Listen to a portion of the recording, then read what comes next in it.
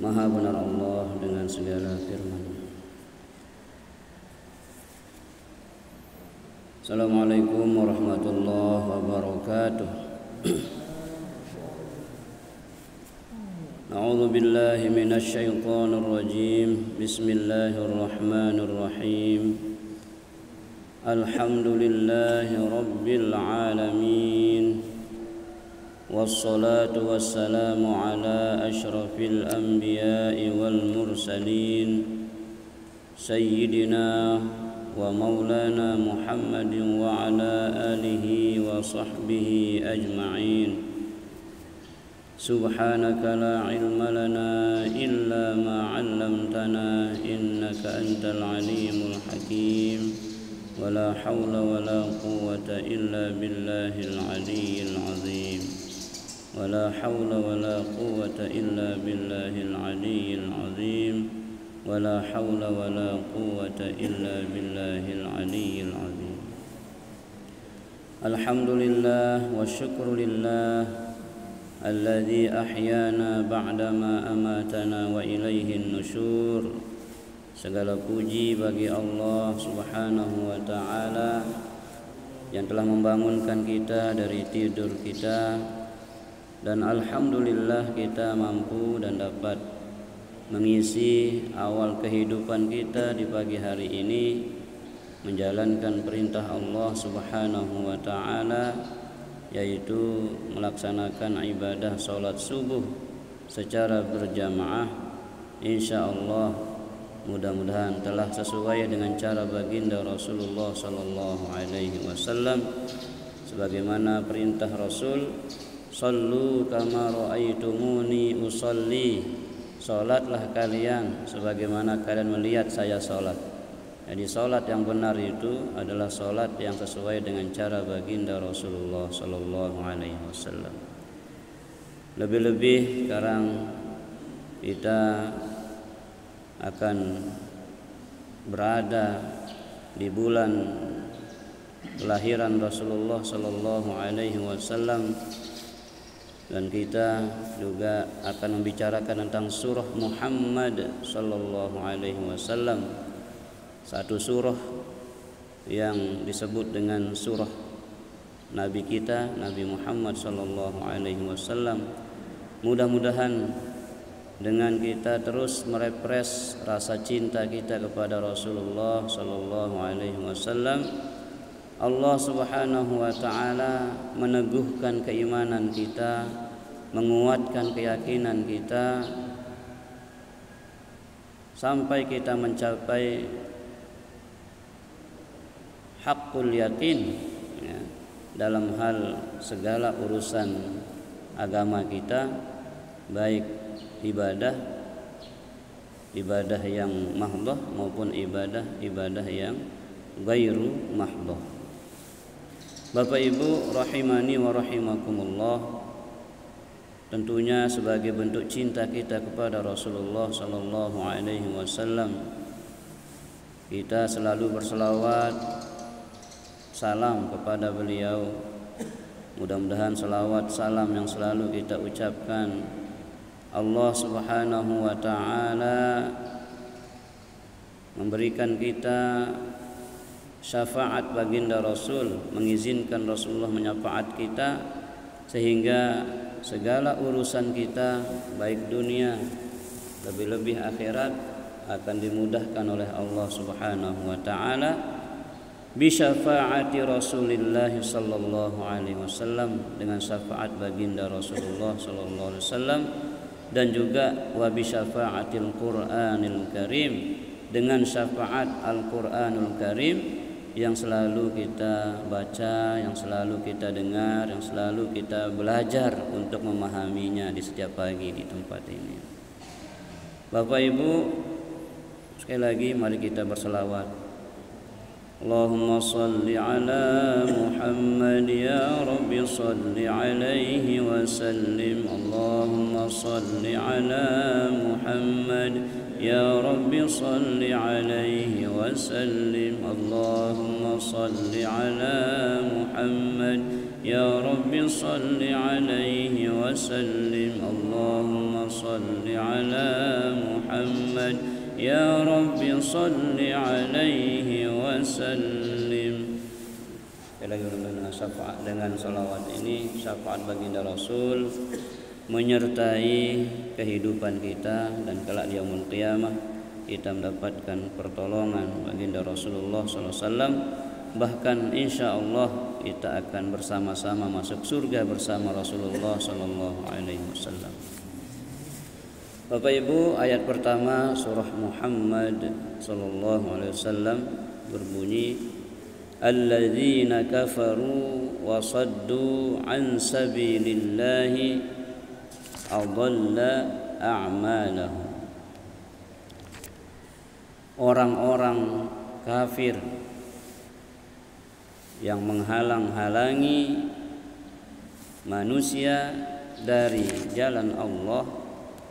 Jadi orang kafir itu adalah orang yang selalu berupaya menghalangi orang lain untuk dekat dengan Allah. Jadi alladzina kafaru wa saddu an sabilillahi adalla a'malahum. Orang-orang kafir yang kerjanya hanya menghalang-halangi dakwah, menghalang-halangi jalan kepada Allah, menghalangi orang lain untuk dekat dengan Allah. Apa balasannya? Adalla a'malahum. Allah menghapus perbuatan-perbuatan mereka, membatalkan, ya. Artinya Allah akan menjadikan orang-orang memiliki watak sifat menghalang-halangi dakwah tersebut, ya, tidak ada artinya perbuatan-perbuatan baik mereka. Seandainya mereka ikut melakukan perbuatan-perbuatan manusiawi yang baik, ikut gotong royong, ikut melaksanakan perbuatan-perbuatan mulia lainnya dalam urusan sosial, tetapi mereka lakukan itu untuk menghalang-halangi mereka dekat dengan Allah, untuk menghalang-halangi kita dekat dengan Allah, ya. Artinya dalam hal ini membuat orang lalai pada Allah. Diajaknya orang melakukan ini supaya orang ini tidak dekat dengan Allah, supaya orang ini lalai melakukan perintah-perintah Allah. Maka ini termasuk wasaddu an sabilillah, melakukan upaya-upaya untuk menghalang-halangi jalan kita menuju Allah Subhanahu wa ta'ala. Kita buat sebuah acara, kita buat sebuah kegiatan, dengan kegiatan itu menjadi alasan kita untuk tidak melaksanakan perintah Allah, maka ini termasuk dalam wasaddu an sabilillah, menghalang-halangi kita untuk dekat kepada Allah. Jadi ada dua sifat di sini Bapak Ibu, dua sifat tercela dalam ayat pertama ini. Yang pertama kafaru, yang kedua wasaddu an sabilillah. Apa kafaru itu? Innalladzina jahadu, orang-orang yang mengingkari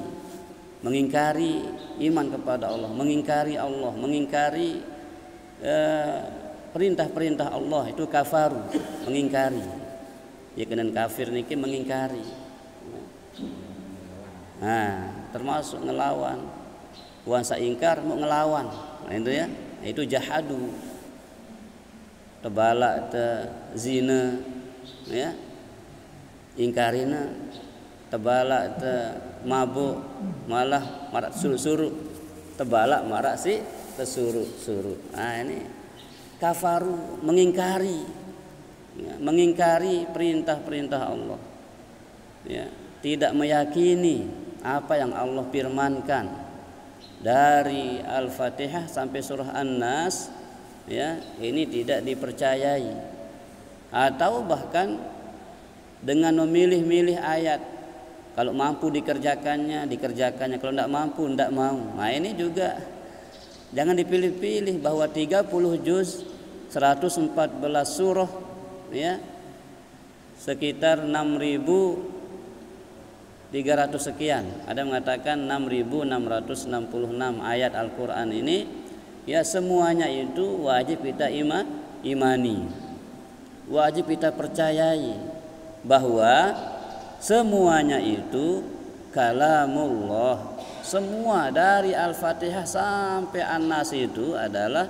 ucapannya Allah, tutur katanya Allah, bukan susunan buku tulis manusia, bukan susunan manusia. Kata-kata ini dari Allah Subhanahu wa taala. Nah, kalau orang yang kafaru itu jahadu annallahu wal ilah, dia mengingkari bahwa Allah itu Tuhan. Dia tidak percaya Allah itu sebagai Tuhan.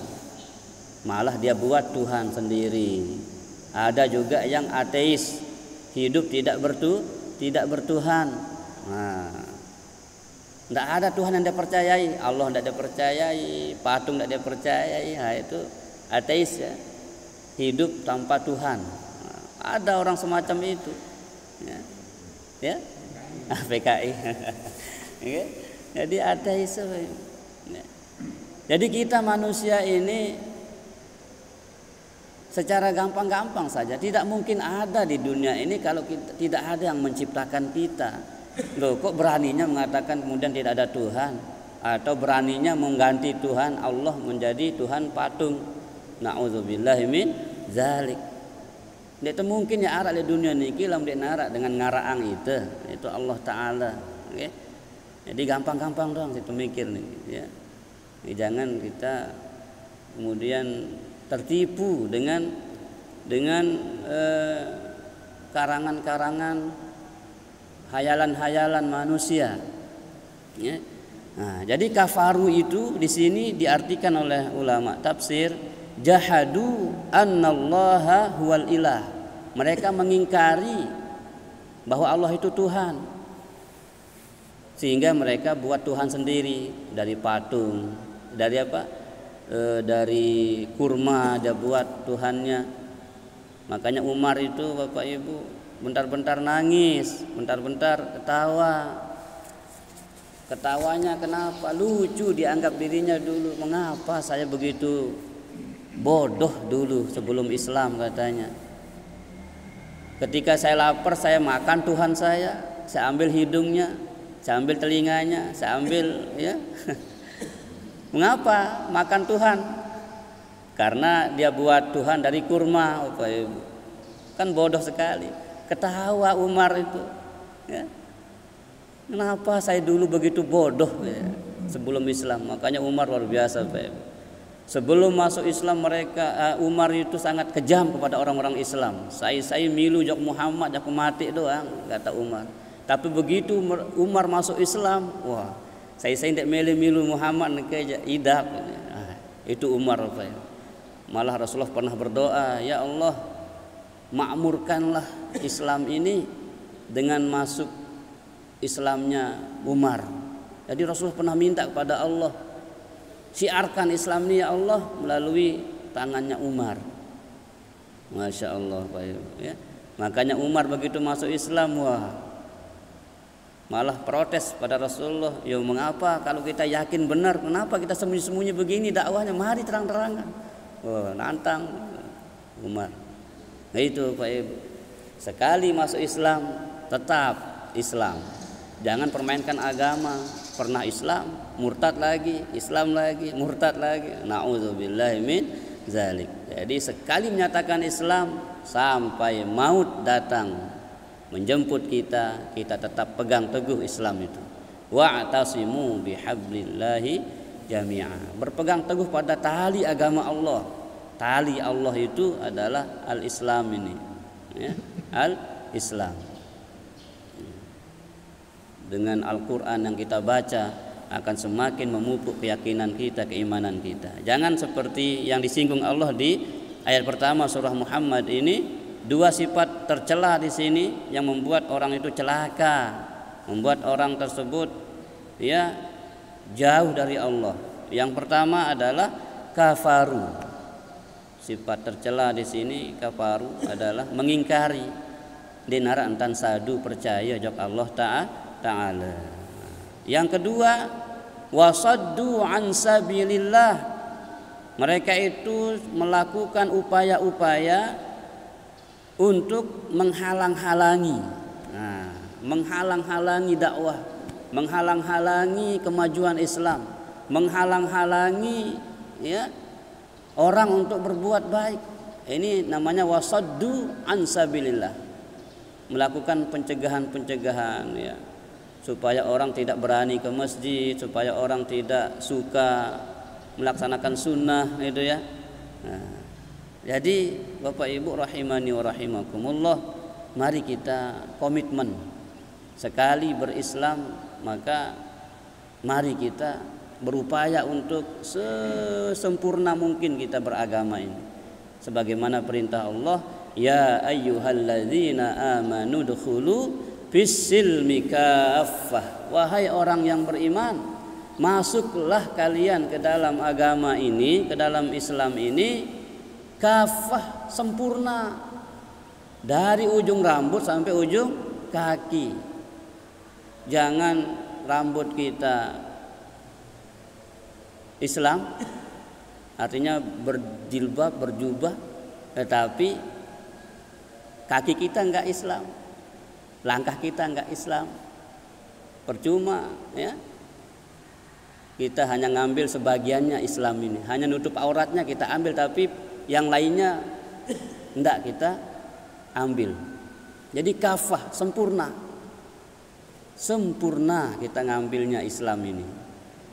Sholatnya, puasanya, zakatnya, hajinya, ada yang sunnah-sunnah juga, infaknya, puasa sunnah, ya, kemudian silaturahim, sedekah dan lain sebagainya, itu semuanya kita upayakan, pernah lakukan dia di dunia ini sebelum kita dipanggil oleh Allah Subhanahu wa ta'ala. Kafah, masuklah ke dalam Islam ini sempurna, jangan setengah-setengah, jangan setengah-setengah. Nah, itu perintah Allah. Nah, supaya kita benar-benar terbebas dari sifat yang tercela ini, yaitu wasaddu an sabilillah.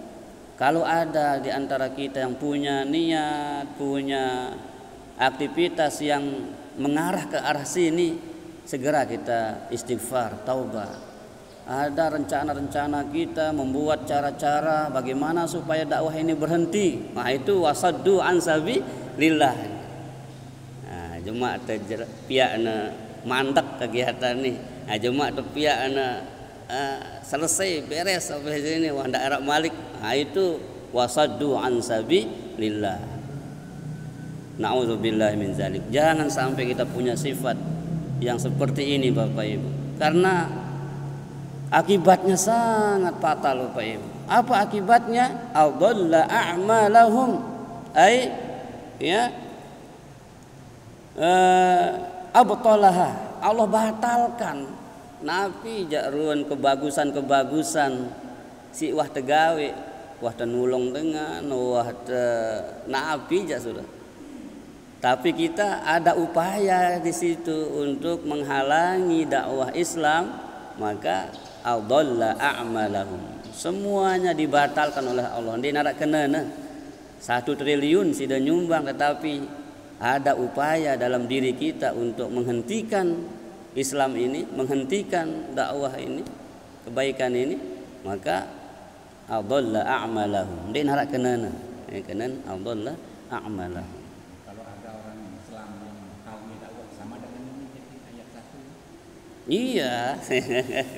Pokoknya kan sifatnya ini dua sifat ini, kafaru dan wasaddu, ya. Kafaru dan wasaddu. Tapi ini sangat keterkaitan sebenarnya Bapak Ibu.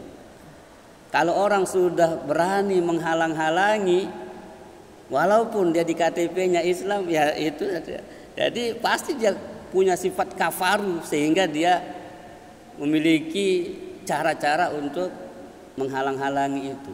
Ya. Keterkaitan dia ini, walaupun secara KTP umpamanya dia Abdul atau Muhammad ini, tetapi dia punya sifat wasaddu an sabilillah, masuk dia. Maka nauzubillah, kita bersihkan terus apa ya, makanya selalu pasang itu ya, bila perlu tulis di kamar tidur kita. Qad aflaha man tazakka. Beruntung kata Allah orang yang selalu terus membuat upaya untuk membersihkan dirinya dari sifat-sifat buruk dalam dirinya. Sifat munafik yang masih ada dalam diri kita, kita kikis bersihkan. Ya, istighfar banyak-banyak. Malah 2 kali Allah katakan di surah anu juga sana itu, di surah Asy-Syams, qad aflaha man zakkaha wa qad khaba man dassaha. Beruntung sekali orang terus mensucikan, membersihkan hatinya dari sifat-sifat negatif, dan merugilah orang yang mengotori hatinya dengan sifat-sifat negatif. Ya. Jadi bersihkan dari sifat negatif, ya, hindarkan diri dari sifat-sifat negatif, ya, dan isi dia dengan sifat-sifat mulia, zikir, ya, termasuk ngaji seperti ini. Itu upaya kita untuk qad aflaha man tazakka, untuk masuk dalam ayat tersebut. Makanya di surah Al-A'la itu kan disambung dengan wa zakarasma rabbihi fasalla. Qad aflaha man tazakka wa zakarasma rabbihi fasalla. Ya, beruntunglah orang-orang yang man tazakka, yang terus berupaya untuk membersihkan dirinya. Wa zakarasma rabbihi fasalla. Bagaimana upaya kita untuk membersihkan diri? Yaitu zakarasma rabbihi, luwe-luwe sebut Allah, luwe-luwe zikir. Ya kan, wa zakarasma rabbihi, menyebut nama Tuhannya. Banyak nama Tuhan Bapak Ibu. Nama Allah Subhanahu wa taala. Ar-Rahman, Ar-Rahim, Al-Maliku, Ya Qudus, Ya Salamu, Ya Mu'min, Ya Muhaiminu, Ya Aziz, Ya Jabbar, Ya Mutakabbir. Itu kata Rasul, saya ngapal Asmaul Husna niki entamu surga. Faman ahsaha dakhalal jannah. Saya ngapal Asmaul Husna, taukna kenana muamalangna, ya, sifat-sifat syara dalam Asmaul Husna itu masuk surga. Ya. Ar-Rahman Maha Pengasih, Ar-Rahim Maha Penyayang. Maka kita jangan gontok-gontokan, ya, dendek girang besual, yang tentang amalang Ar-Rahman Ar-Rahim, saling beng, saling junjuk, saling perhatian kiri kanan. Lamun debediang sifat Ar-Rahman, sifat Allah Subhanahu wa taala, ya, percikan dari sifat Ar-Rahman itu, maka kita akan menjadi orang yang pemurah, tidak terjadi dengan pelit. Ya, ya. Ini padahal Allah taala ngobiangnya lagu yang tulakan Allah taala dan melelala nih. Ar-Rahman itu pengasih. Beang Allah taala leman berutawur sampai tertinduk malik dinah putus Allah taala ngembiang itu, ngembiang nikmat nih. Ya. Nikmat sebekeloran. Coba kalau Allah cabut nikmat lidah saja Bapak Ibu, dinarak mai apa-apa nih. Tapi Allah berikan kita nikmat lidah itu untuk ngecap, untuk apa, mencicipi makanan kita yang halal itu, ya. Makanya doa makan itu luar biasa Bapak Ibu kalau kita pahami. Allahumma barik lana, ya Allah berkahilah. Nabi berkah niki Bapak Ibu ziyadatul khair. Berkat itu adalah bertambahnya kebaikan. Jadi setiap butir nasi yang kita masukkan ke perut kita ini akan dilipat gandakan oleh Allah kebaikannya kalau kita pahami doa ini. Allahumma barik lana, ya Allah berkahilah kami, fima razaqtana, atas apa yang telah Engkau rezekikan kepada kami. Jadi rezeki itu, ya, yang masuk ke dalam diri kita ini, ya. Kalau yang masih di ATM, yang masih di, ya, di perusahaan kita itu belum tentu untuk kita.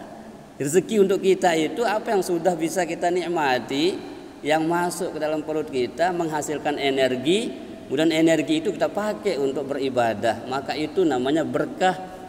Tapi kalau yang masuk ini jadi tenaga kemudian kita pakai maksiat, hati-hati Bapak Ibu, ya. Nah, itu bukan berkah. Nah, untuk mengetahui berkahnya rezeki yang masuk ke tubuh kita ini, apabila kita setelah punya energi, punya tenaga itu, kemana kita arahkan tenaga kita? Dengan lisan ini mampukah kita berkata baik pada orang lain, tidak pernah menyinggung perasaan orang? Dengan hati kita kemudian kita terus berprasangka positif atau positive thinking atau husnuzon pada orang. Dengan perbuatan kita kemudian mendatangkan manfaat. Maka ini buktinya bahwa ini indikatornya bahwa rezeki yang masuk ke perut kita ini adalah berkah. Nah itu. Ya rahasia doa niki, Allahumma barik lana fima razaqtana wa qina azabannar. Ingat, catat baik-baik di akhirnya itu wa qina azabannar. Maksudnya adalah jangan sampai makanan yang masuk ini akan menjadikan neraka bagi kita. Berlindung kepada Allah. Jangan sampai makanan yang masuk ini malah akan menjadi kayu bakar neraka nanti. Kayu bakar neraka itu apa? Manusia. Waquduhan nasu wal hijarah. Kayu bakar neraka itu adalah manusia dan batu. Masya Allah, Pak Ibu. Jangan sampai kita, anak kita, cucu kita akan kita saksikan nanti jadi kayu bakar neraka itu. Na'udzubillah. Makanya Allah terlalu mengingatkan kita di surat Tahrim mengatakan apa? Ya ayyuhalladzina amanu qu anfusakum wa ahlikum nara. Wahai orang-orang beriman, jaga diri, jaga anak jari, jaga keluarga leman neraka. Jaga, pelihara, ndak baik nara anak jari ente papu wain niki ya jari kayu bakar neraka niki. Ya. Allah ya. Nauzubillah min dzalik. Jadi di ayat 1 ini kita perlu tahu sifat-sifat yang dapat mencelakakan kita, yaitu kafaru dan wasaddu an sabilillah. Kafir, mengingkari dan membuat upaya-upaya menghalangi agama Allah, menghalangi jalan Allah, ya, menghalangi orang lain untuk bisa menempuh jalan Allah. Maka balasannya kayak tadi itu, adalla a'malahum, tidak bermakna apa-apa semua yang kita lakukan, sekalipun itu baik menurut manusia, tetapi kita ada upaya, punya sifat wasaddu an sabilillah, maka tidak ada faedahnya apa-apa. Sehingga nanti di akhirat, yo mana kebaikan saya dulu pernah bantu, pernah nolong ini. Yo kamu melakukannya kan bukan karena iman, tapi kamu melakukannya ya karena upaya untuk mencari simpati manusia supaya kamu yang diikuti. Orang kemudian rumah Allah kalian sepikan. Paham maksudnya Ibu ya? Jadi segala kegiatan, segala perbuatan yang dapat menghalangi orang lain untuk dekat kepada Allah itu wasaddu an sabilillah. Lebih-lebih adalah orang kafir yang terus melakukan peperangan ataupun perlawanan atau ada upaya mereka juga untuk mendakwahkan agama mereka, bahkan ingin memurtadkan orang-orang. Maka kita lindungi diri kita, Pak. Allahumma inni a'udzubika minal kufri wal faqr. Ya Allah, aku berlindung kepadamu daripada kekufuran dan kefakiran. Fakir itu sedikit sekali jaraknya dengan kafir. Fakir, kafir, hurufnya. Makanya Nabi katakan, kadal faqru ayyakuna kufron. Hampir saja kefakiran itu, kemiskinan itu, kepapaan itu, kelemahan ekonomi itu, ya, ayyakuna kufron, akan terjatuh kepada kekafiran. Artinya Bapak Ibu, kita dituntut kaya, Islam itu dituntut kaya, ya. Supaya apa? Supaya selamat dari kekafiran ini. Jangan sampai iman kita nanti akan dibeli dengan sebungkus supermi.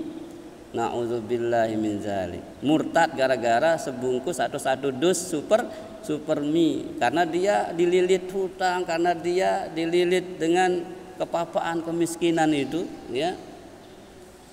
Na'udzubillahi min dzalik. Jadi kadal faqru ayyakuna kufran. Jaraknya dekat sekali antara fakir dengan kafir itu. Kurang-kurang kita sabar menghadapi kemiskinan kita, kurang-kurang sabar kita menghadapi kepapaan kita, kelemahan kita, maka bisa jadi kita akan murtad. Na'udzubillah min dzalik. Maka mari ya kita yang diberikan kemampuan oleh Allah, lirik anak yatim, lirik anak-anak yang butuh bantuan kita. Jangan biarkan sekolah mereka putus, jangan biarkan ngaji mereka putus, jangan biarkan mereka itu seolah-olah kita nggak peduli. Mereka mau ngapain aja terserah, yang penting keluarga saya, yang penting anak saya. Nah ini yang salah. Belum saatnya kita hidup individualis di dunia ini, Pak Ibu. Di akhirat baru individu, di kubur sudah individu, sudah tidak bisa. Di dunia ini tidak bisa kita berkata begitu.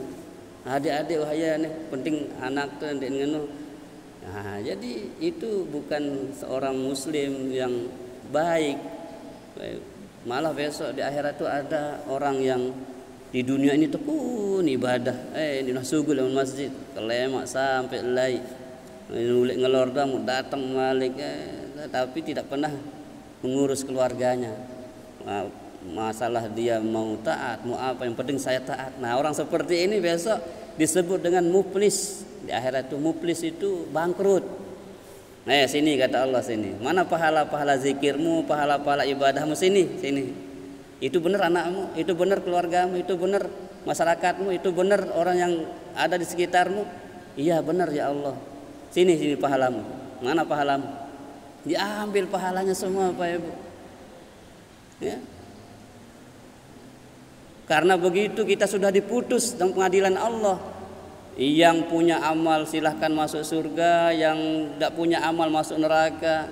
Nah dalam proses itu ada yang angkat tangan, jangan, tidak adil ini ya Allah. Dia memang rajin ibadah dulu, tapi saya anaknya, saya istrinya tidak pernah dirungu, tidak pernah diajar, tidak pernah dididik. Ya, dia keberatan. Oh begitu ya, diambil. Tidak harap kenana Pak Ibu. Kalau kita berpikir individualis, tapi mari kita berpikir berjamaah. Sebagaimana kita butuh suatu energi positif, maka orang pun butuh kita berikan. Ayo sila, iya saling ngira nih kita. Tidak dapat untuk mengharapkan pamor, mengharapkan nama, ndak. Itu bukan begitu ya.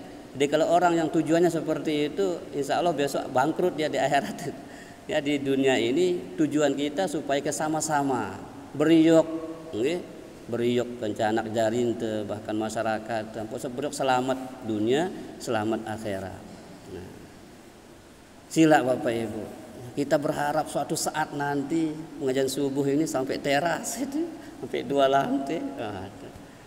Mungkin tidak terjadi di zaman kita, mungkin anak kita nanti melanjutkannya. Insya Allah ini akan menjadi amal jariah kita yang istimewa di hadapan Allah Subhanahu wa Ta'ala. Jadi saling ira, saling pesan, saling ira, mudah-mudahan. Nah, jangan sampai kita saling menghalang-halangi. Dendek ngaji le itu, dendek. Ini wasadu ansabilillah. Sila saya juga ngajar itu, saya juga nyampe yang ilmu niki seperti yang Tuhan katakan kemarin, yang dikatakan Imam Syafi'i, khuzil hikmata wala tanzur min ayyi wi'ain kharajat. Ambillah hikmah itu, ambil ilmu itu, ambil nasihat itu, jangan pandang siapa yang menyampaikannya. Ya. Unzur ila maqal wala tanzur ila mangqal. Lihat apa yang disampaikan, jangan lihat orang yang menyampaikannya. Selama yang disampaikan benar, selama yang disampaikan itu nasihat, selama yang disampaikan itu Quran, selama yang disampaikan itu hadis, selama yang disampaikan itu qaulul ulama, ambil. Bayangkan Imam Syafi'i Bapak Ibu hanya dikasih tahu satu ilmu saja, yaitu dulu ketika Imam Syafi'i melakukan riset, kalau bahasa sekarang penelitian, mengapa anjing itu masuk dalam najis mughalladhah. Kemudian dia ingin tahu bagaimana perbedaan anjing betina sama anjing jantan. Ilmunya dia terima dari orang Yahudi, hitam legam, buruk rupanya Bapak Ibu. mengembara Imam Syafi'i ini ketemu sama seseorang yang Yahudi, hitam legam, buruk rupanya. Tapi Imam Syafi'i begitu dia ketemu dimanapun, kapanpun dia ketemu, dia jabat tangannya, dia cium tangannya. Itu Imam Syafi'i menghargai satu ilmu. Dia tidak pandang, wah dia kan orang Yahudi, dia kan tidak begitu.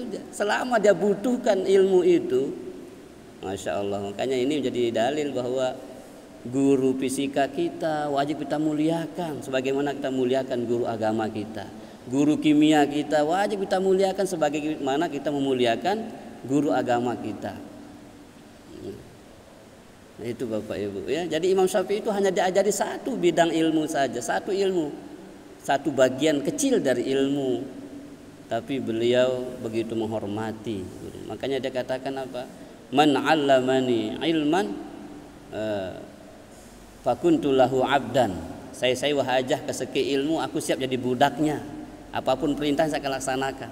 Itu menghargai ilmu sehingga Imam Syafi'i itu masih kecil sudah jadi mufti ya. Sudah bisa memberikan fatwa, sudah bisa dikatakan ulama. Maka Imam Syafi'i belum balik sudah jadi ulama apa. Suatu ketika dia ceramah begini bulan Ramadan siang-siang. Begitu dia haus, saya minta minum katanya. Ya kan puasa, Syekh. Ya saya belum wajib puasa, saya masih belum balik, saya masih kecil. Nah, itu Imam Syafi'i. Ya, umur belia, umur anak-anak sudah hafal Quran, umur anak-anak dia sudah jadi mufti. Masya Allah. Ya. Kenapa? Nah, jadi Bapak Ibu rahimani wa rahimakumullah, waktu itu Imam Syafi'i hanya menanyakan bagaimana bedanya anjing betina sama anjing anjing jantan gitu kan. Jadi dikasih tahu, hanya itu dikasih tahu dia. Kemudian Imam Syafi'i meneruskan risetnya. Oh ya pantas kalau makanya di kita aja di laki-laki sama perempuan Bapak Ibu beda najisnya itu ya. Kalau anak-anak yang belum mencapai umur 2 tahun dan belum makan apa-apa selain ASI, yang laki ini, maka cara mensucikannya pun, mensucikannya pun berbeda. Cukup dengan dipercik-percikkan, diketis-ketis. Suci. Kalau penek kanak mama sendekman berumur 2 tahun, mundekman narak tamu selain ASI. Deman narak tamu bubur, deman narak tamu nasi.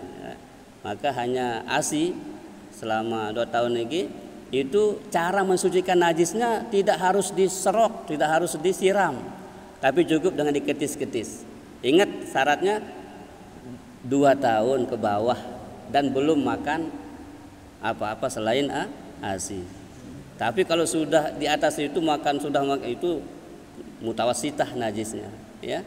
Nah, sama dengan yang perempuan. Kalau perempuan Bapak Ibu dari dia baru lahir ya, kalau dia baru lahir walaupun seperti tadi itu tetap dia langsung mutawasitah. Nah, najis itu kan ada 3 macam, najis mughallazah, najis mutawassithah, sama najis mukhaffafah. Najis berat, najis sedang, najis ringan. Atau kalau dari ringan dulu mukhaffafah, mutawassithah, mughallazah. Najis ringan yang tadi penek kanak mama sandekman makan napi juga kecuali ASI, itu cukup diketis-ketis suci dia. Nah, tapi kalau perempuan walaupun masih bayi langsung mutawasitah najisnya ya.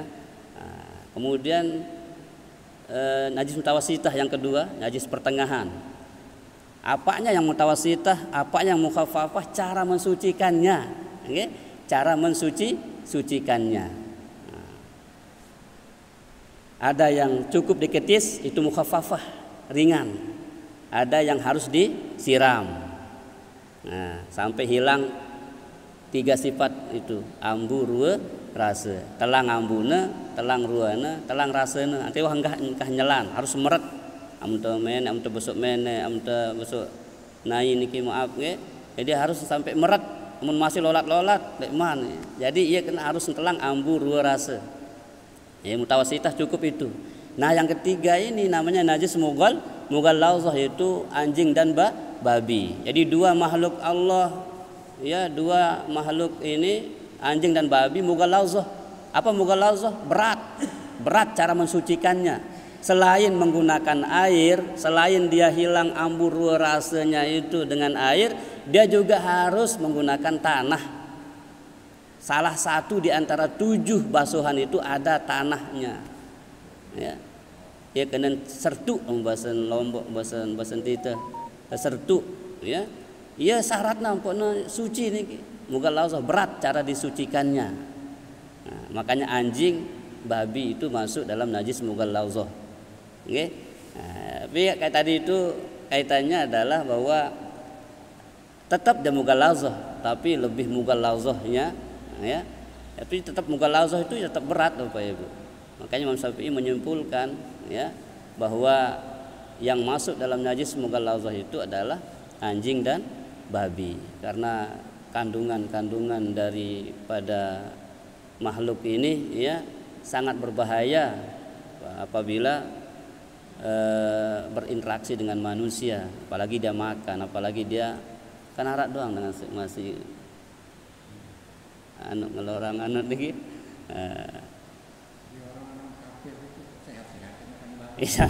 Ya, makanya di situ ada istilah barokah, ada istilah istidraj, Bapak-bapak.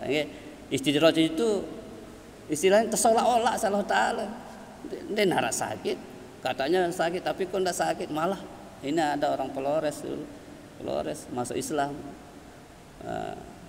Alhamdulillah cerita, jadi itu bapak tiang yang Islamkan dia di Malaysia.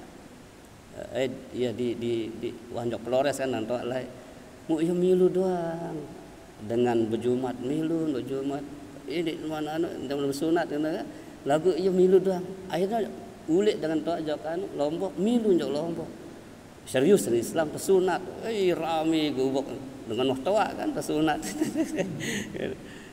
Ternyata betul dia sungguhan dia masuk Islam. Dia cerita memang kalau kita ingat-ingat zaman kita kafir katanya, kita aja zaman non muslimnya itu paling enak itu anjing katanya gitu ya, hangat dagingnya itu katanya. Alhamdulillah, ya.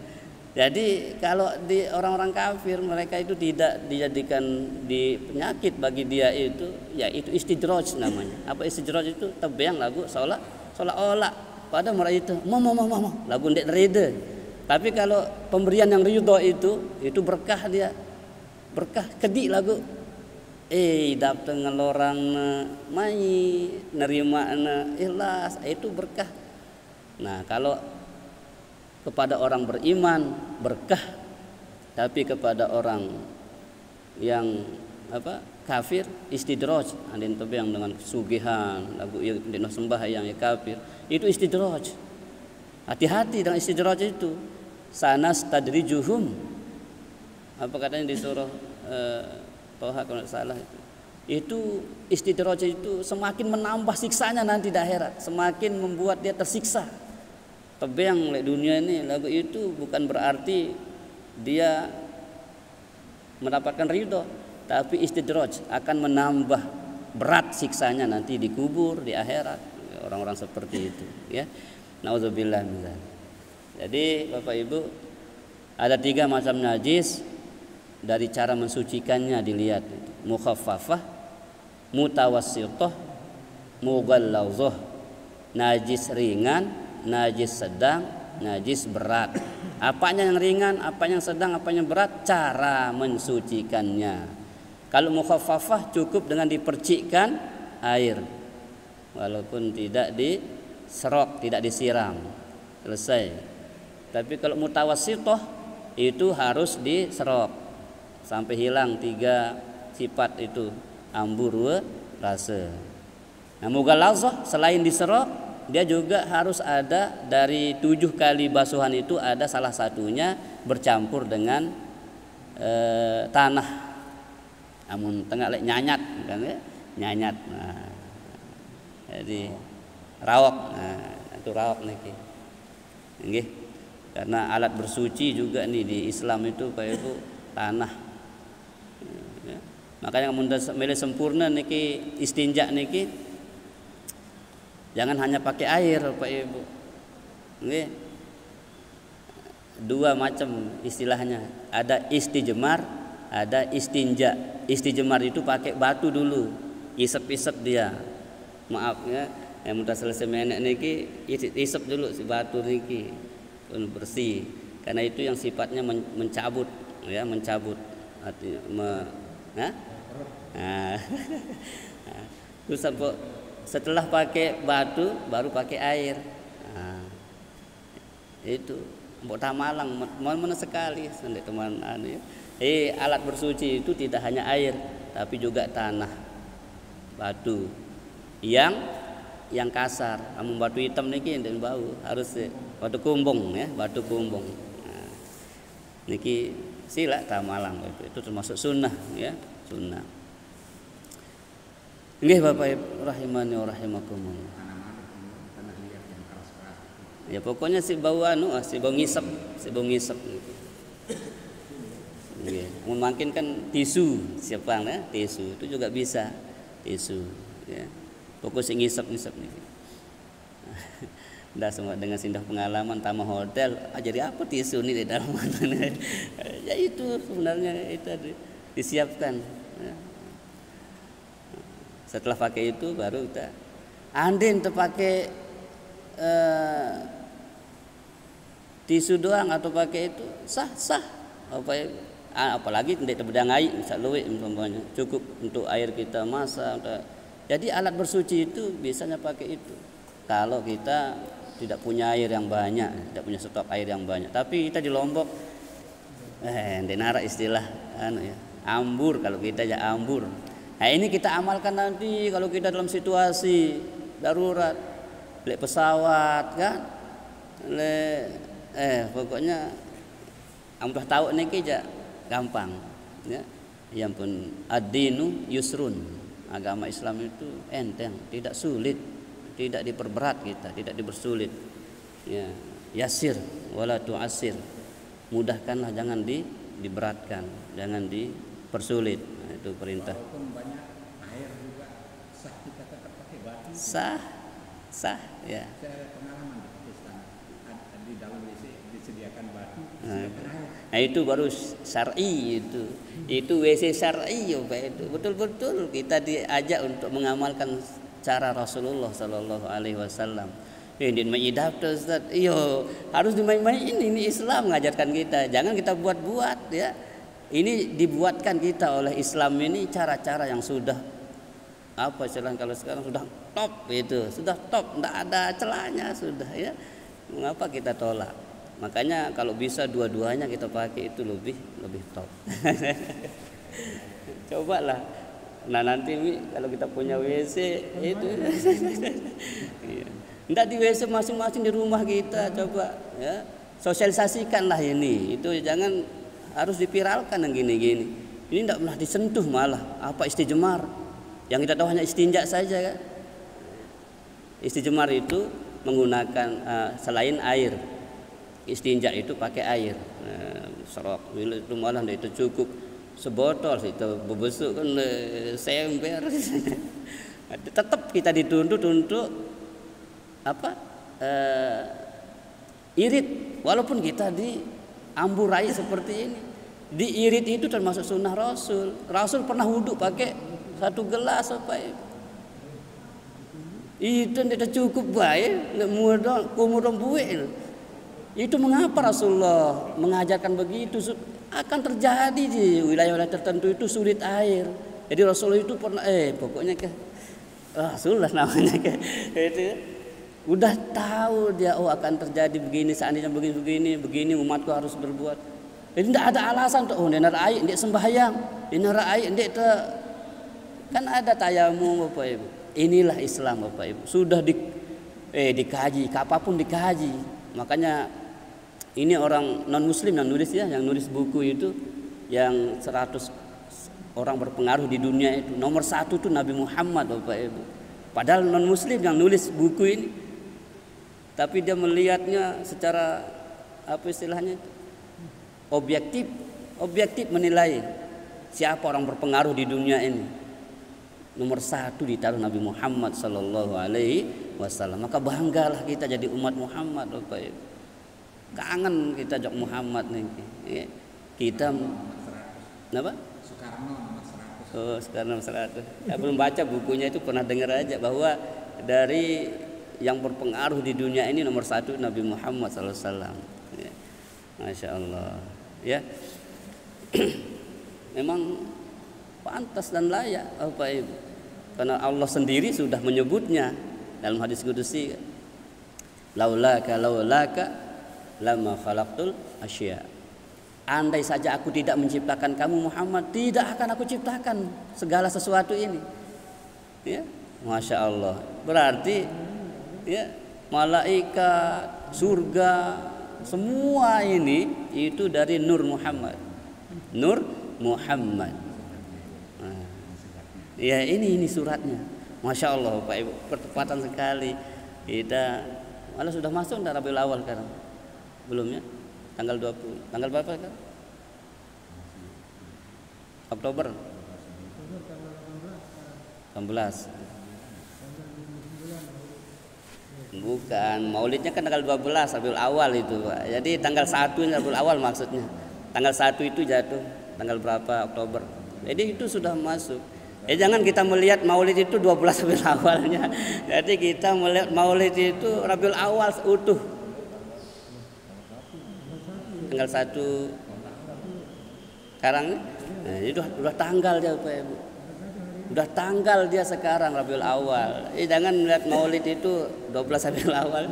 Jadi tanggal 1 itu, makanya itu ada asar yang saya disebarkan oleh teman-teman itu. Jadi bagaimana kita menyambut Rabiul Awal ini dengan perbuatan-perbuatan yang Rasulullah cintai, pakai wangi-wangian. Ini bukan promosi ya, Rasulullah loh ya, entah cinta, entah kangen Rasulullah, Bapak Ibu, gawe nabi teman gawe Rasulullah. Rasulullah senang wangian, Rasulullah itu senang sedekah, Rasulullah itu suka at-tayamun. Tahu tayamun? Bukan tayamum. Tayamun itu kanan, selalu mendahulukan yang kanan.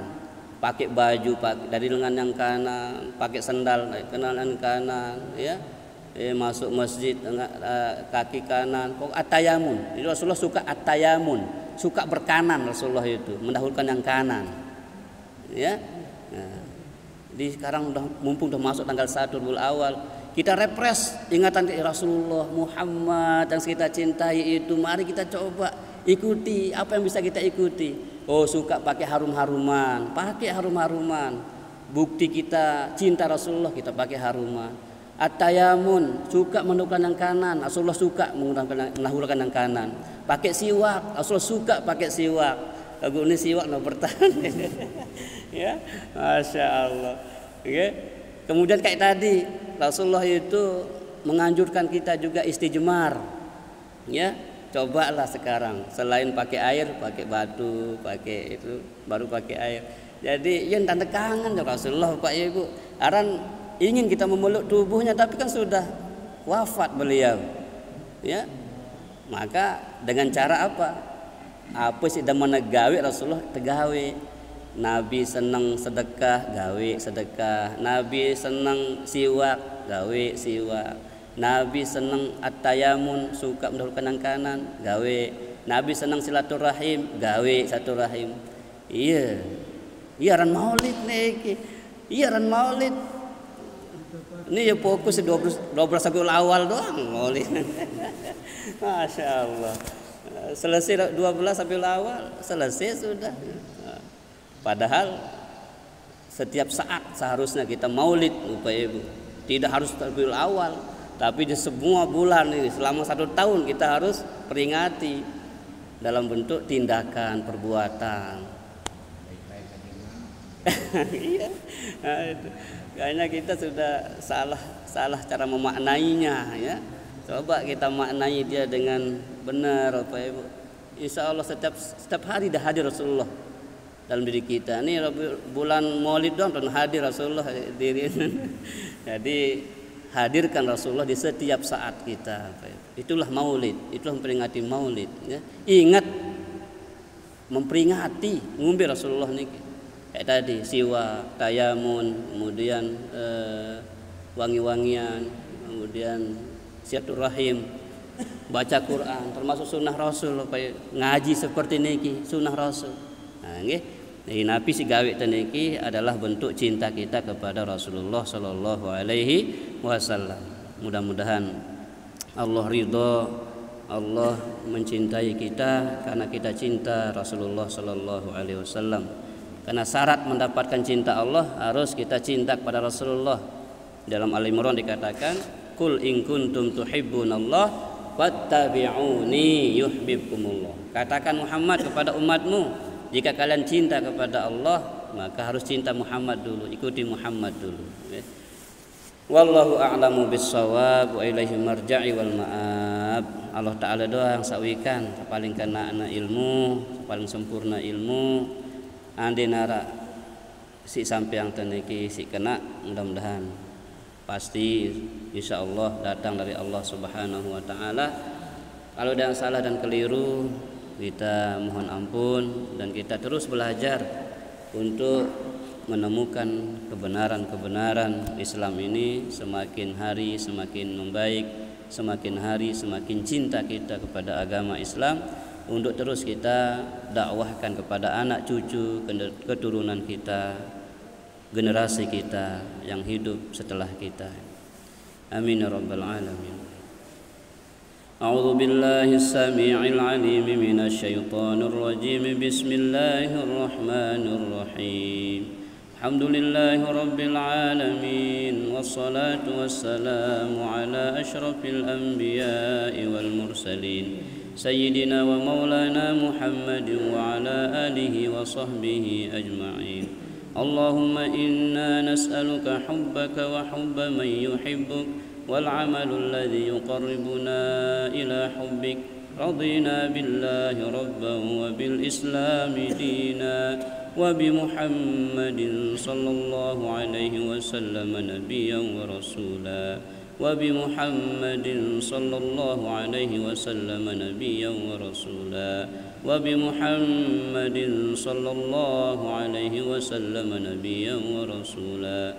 إلهنا أنت مقصودنا ورضاك مطلوبنا، أعطنا محبتك ورضاك ومعرفتك يا الله، يا أول الأولين يا آخر الآخرين ويا ذا القوة المتين ويا راحم المساكين ويا أرحم الراحمين. ارحمنا ارحمنا ارحمنا ووالدينا يا رب العالمين. ربنا تقبل منا إنك أنت السميع العليم، تب علينا إنك أنت التواب الرحيم. ربنا آتنا في الدنيا حسنة وفي الآخرة حسنة وقنا عذاب النار. سبحان ربك رب العزة عما يصفون وسلام على المرسلين والحمد لله رب العالمين. الفاتحة. بسم الله الرحمن الرحيم. Khusus untuk kedua orang tua kita, anak-anak kita, istri kita, suami kita, sahabat kita, orang-orang yang mencintai kita. Mudah-mudahan Allah Subhanahu wa taala memberikan fadilah apa yang kita lakukan di pagi hari ini, fadilah ngaji kita diberikan kepada mereka semuanya. Yang telah meninggal dunia juga Allah berikan tempat yang indah, raudhah min riyadil jannah. Al-Fatihah. Bismillahirrahmanirrahim. Iyyaka na'budu wa iyyaka nasta'in. Subhanakallahumma wa bihamdika asyhadu an la ilaha illa anta astaghfiruka wa atubu ilaik. Assalamualaikum warahmatullahi wabarakatuh.